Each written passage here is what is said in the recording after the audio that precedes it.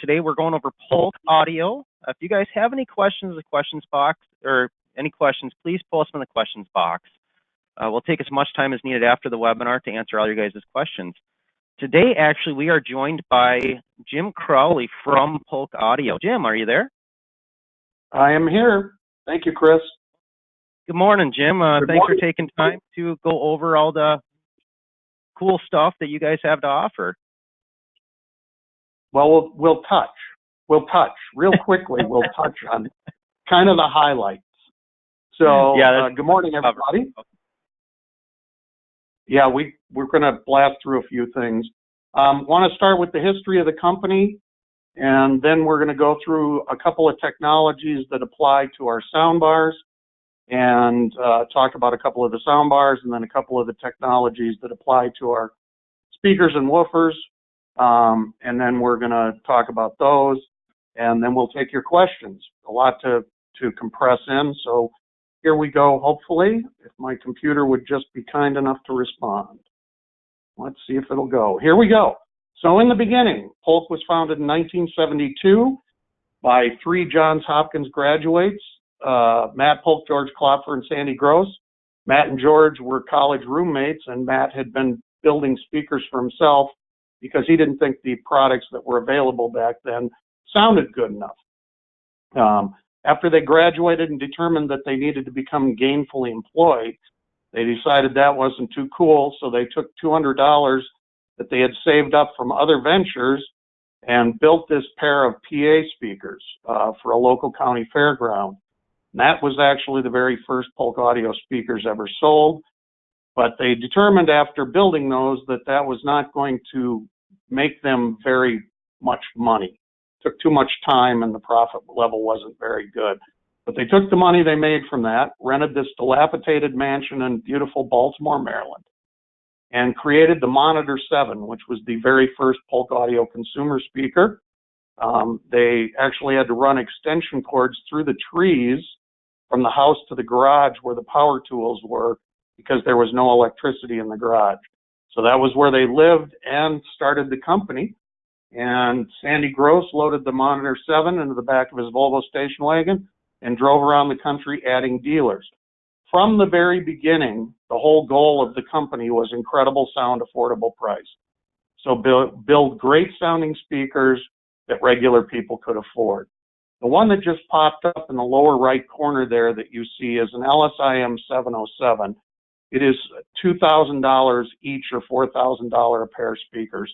The best speakers we've ever made, and the most expensive speaker we've ever made, except for a home theater system.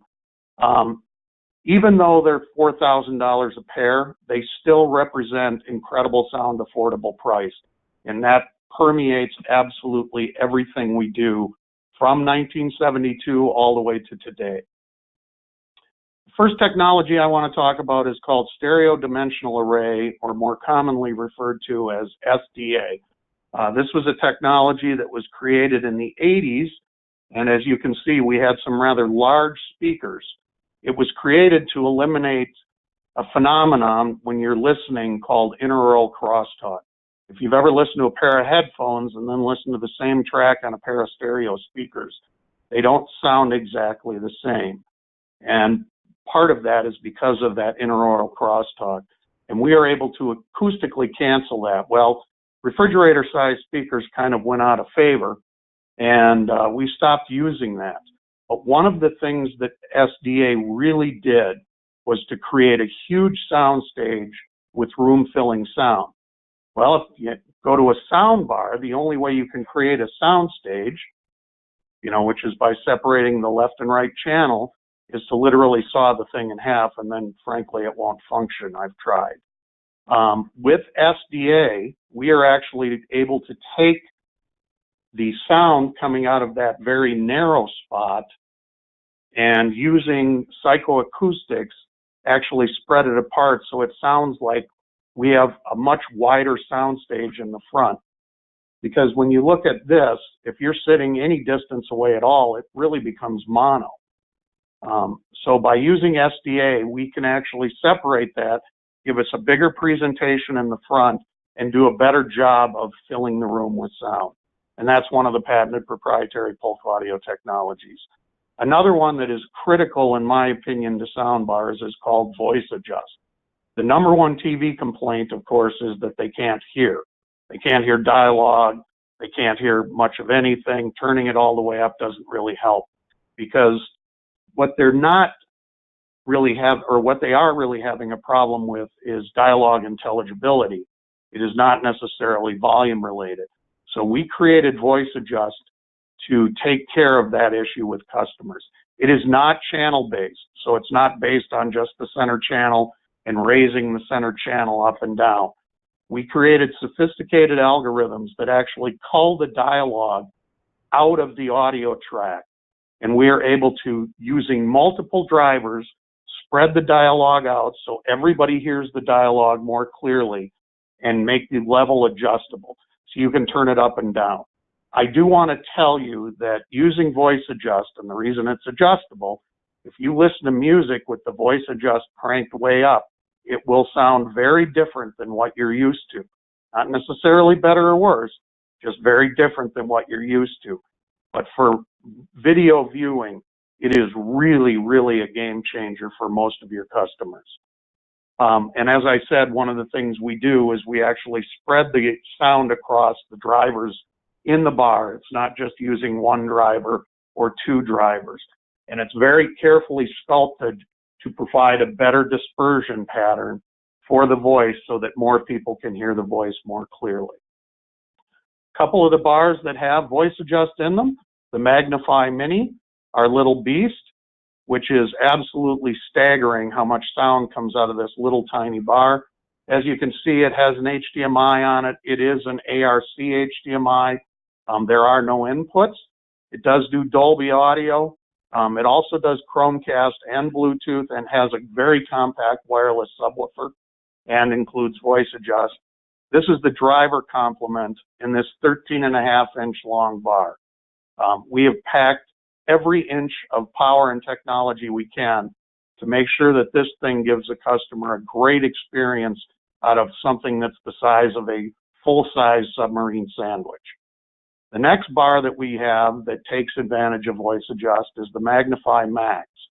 The Magnify Max has the option of having wireless rears. It does do Google Home. It does have voice adjust. It does connect with Wi-Fi, as does the Mag Mini, so that you actually can use the Google Home part.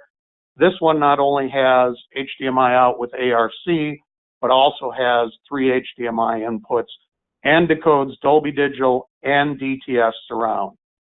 It comes in 3 versions, sort of. 2 versions, one at $499 with no rears, one at $599 with the wireless rears included in the box, and then $149 to add the rears if you buy the bar without the rears at the beginning. It is a wirelessly connected subwoofer, just like the Mag Mini, and this is actually a left, center, right bar. So there are 3 channels on the bar there. Next technology I want to talk about is PowerPort, and it's related to the subwoofers and speaker line we're going to talk about here in a minute. And it is another patented proprietary Polk audio technology. PowerPort was created because using ports in speakers, you can literally create turbulence as the air is exiting the port. And that will reduce the bass output by up to 6 dB, and creates port noise, or what we hear as a chuffing sound.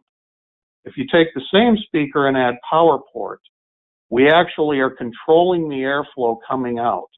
And what you can see down there is a Hershey's Kiss-shaped cone underneath. It is not just the cone, and it's not just the port.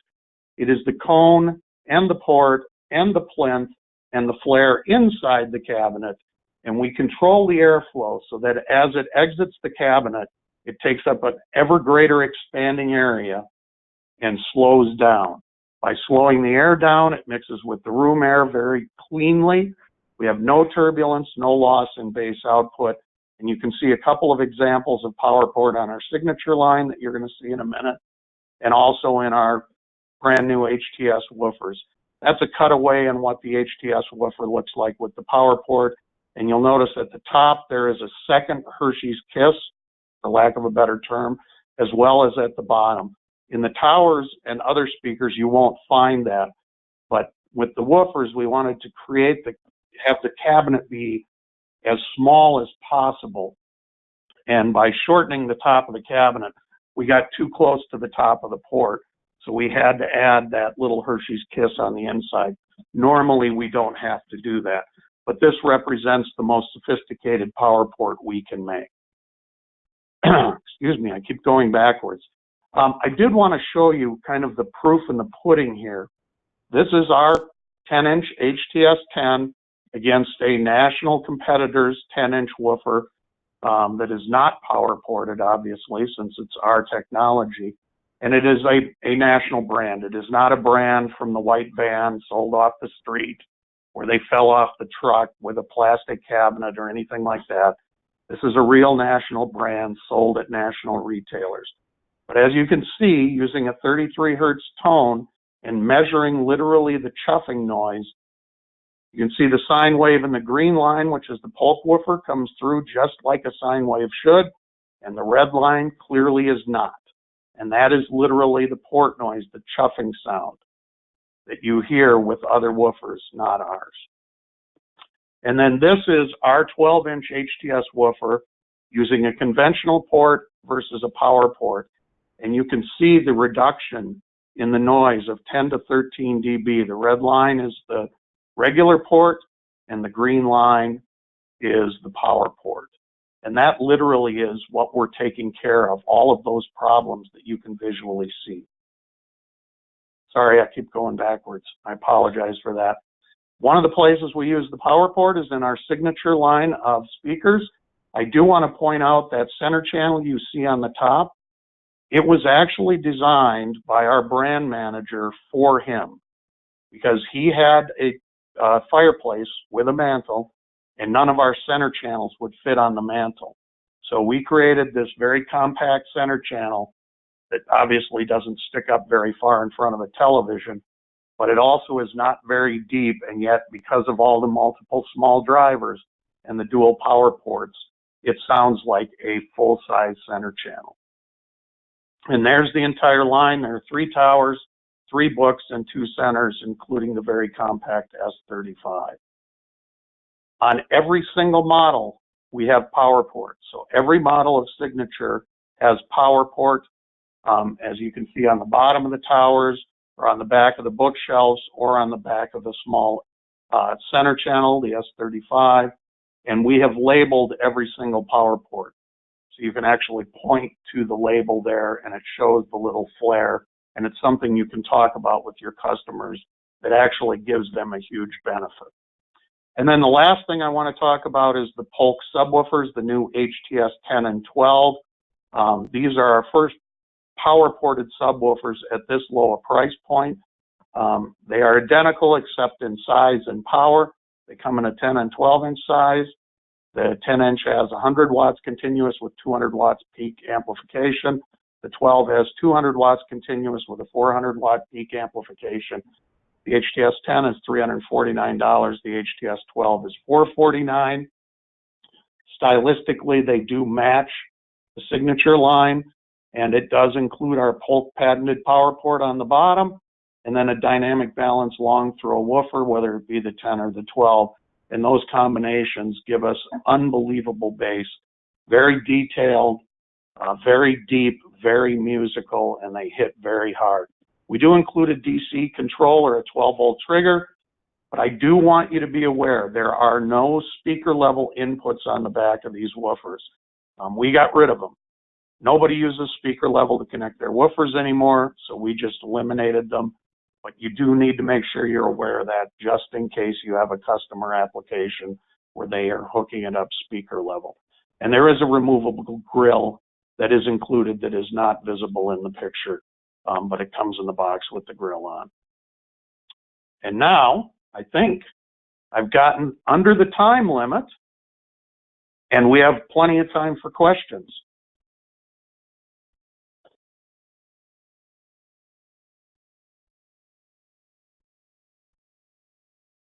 Hello? Any questions?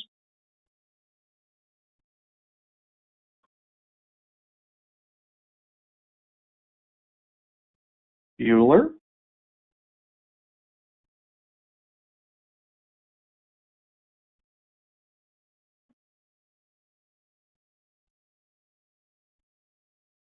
Well, I don't see any questions, but I don't know if I would necessarily see them. Are we allowed to unmute our attendees?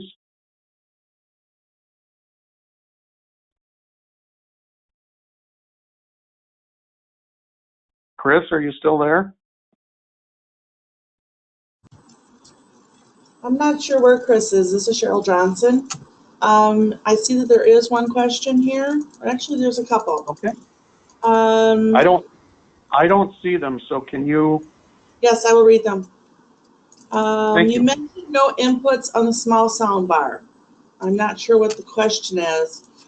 Maybe you could just review again the inputs that are on them? Yep.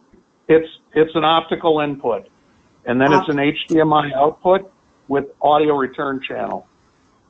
And I know that some people have had bad experience with audio return channel, but if it's possible to get that working with the customer's television, that is the preferred method. But we do also have an optical input, an analog input, an 1/8" mini jack, as well as Bluetooth. Okay, the next question is, we need a full-size passive soundbar, ? I'm not sure what that person's asking. Probably if we have one. I'm going to leave that to your sales reps to answer that question. I don't know what your product mix is, frankly, but I understand what you're asking. I'm just going to leave that to your sales reps. Sure. Do you have a full-size passive?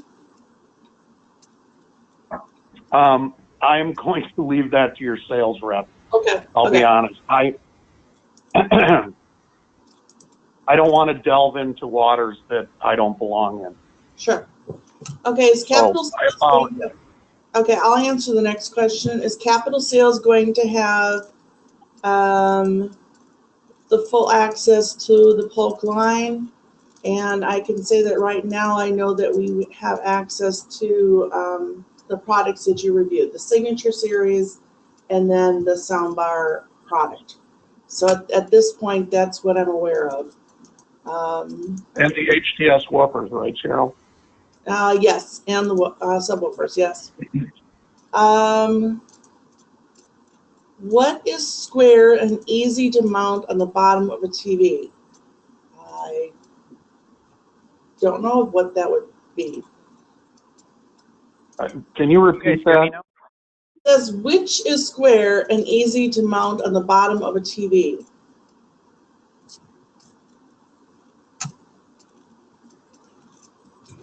I'm not sure what they mean. Yeah. Can you guys hear me now? Yes, we can hear you now. Yes. Sorry, I had to hang up and call back in. My phone quit working for some reason. Are you guys, Larry, are you talking about which soundbar or the type of TV mount itself? I don't know if you want to clarify that question. Cheryl, I can take over from here on questions. HDMI out is the next question. What if you already are using the HDMI in ARC on the TV? Then you would have to connect it via optical.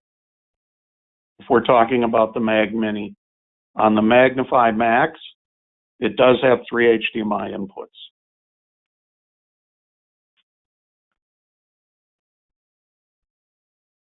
So again, both of the bars have Bluetooth for an input. They have an 1/8" audio jack input, and then an optical jack.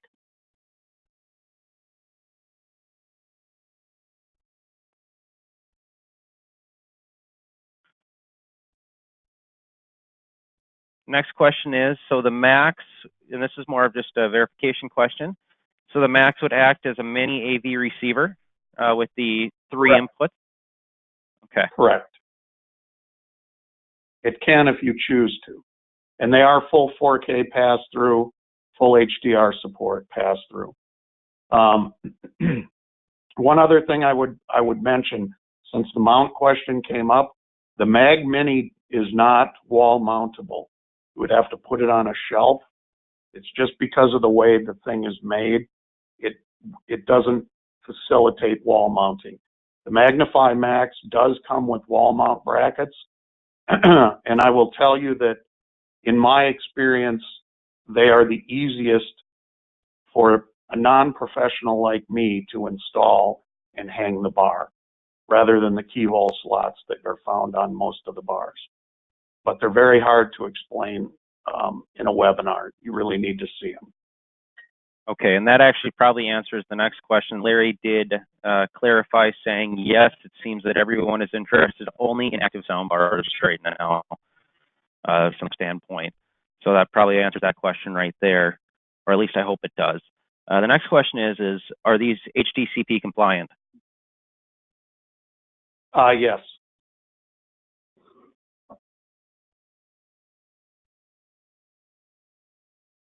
Any other questions, guys?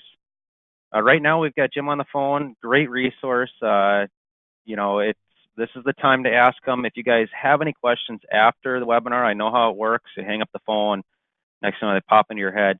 Feel free to reach out to me, your local account manager at Capital.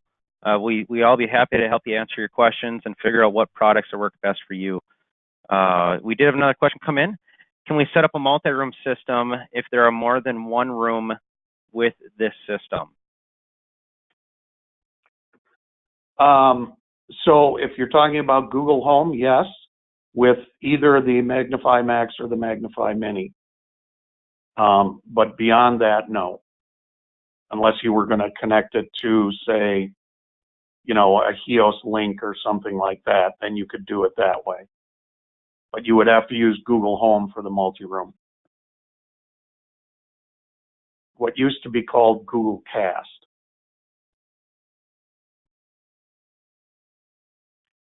And then our next question came in, and this is one, Chris, you may want to reach out to us directly. It says, will Capital be carrying the in-wall in-ceiling solutions as well? Like we did say, that Polk Audio is a brand new line that we pick up. It's ever expanding, and we can definitely talk about if you see a Polk product that we aren't currently carrying, feel free to reach out and we can and look and see what we can do for you.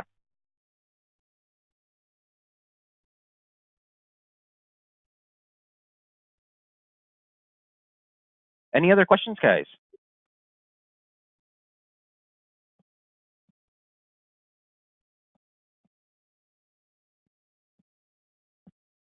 Well, I want to thank everybody for hopping on, and if you guys have any questions, just please feel free to reach out to me, whether it's an email, a phone call, or reach out to your local account manager at Capital. We'd be happy to answer all your questions. One other question just came in. Are the wireless rear channels proprietary to only Polk? Yes. And only to the Magnify Max. They connect directly to the bar.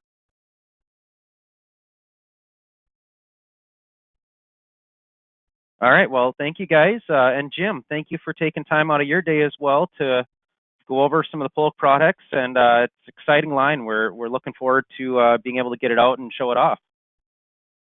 Thank you. Thank you very much. Thanks, everybody. Thanks, Chris. If you get any other questions later, just shoot me an email. Sounds good. Will do, Jim.